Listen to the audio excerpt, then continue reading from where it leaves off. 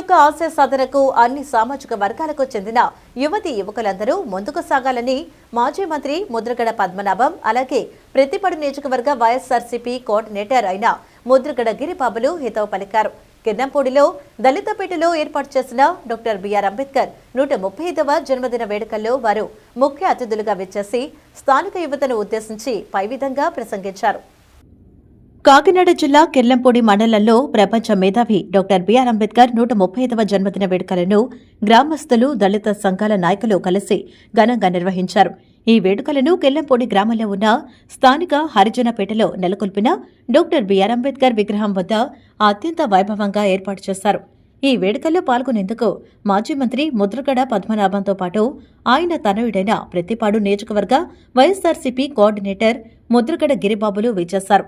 తమ ఆహ్వానాన్ని అందిపుచ్చుకుని విచ్చేసిన తమ అభిమాన నాయకులకు స్థానిక దళిత నాయకులు ఘనంగా స్వాగతం పలికారు.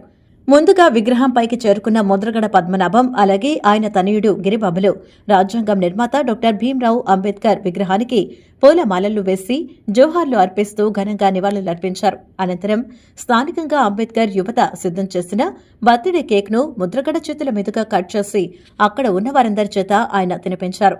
ఈ సందర్భంగా భారత జాతికి అంబేద్కర్ రచించిన రాజ్యాంగం యొక్క గొప్పతనాన్ని మాజీ మంత్రి వివరించారు. అలాగే దళిత నాయకులు మాట్లాడుతూ అంబేద్కర్ వంటి మహనీయుడు రచించిన రాజ్యాంగం వల్లే అణగారిపోతున్న తామంతా ఉన్నత స్థానాలకు చేరుకోవడం జరుగుతుందని వారు గుర్తు చేశారు. ముద్రగడ వంటి మహోన్నతులు తమ ప్రాంతంలో జన్మించడం తామందరి అదృష్టంగా భావిస్తున్నామని అంబేద్కర్ యూత్ సభ్యులు కీర్తించారు. ఈ కార్యక్రమంలో ముద్రగడ అనుచరులు, గ్రామ నాయకులు, అంబేద్కర్ అలాగే జేబీఎం యూత్ సభ్యులు, దళిత నాయకులు పాల్గొన్నారు.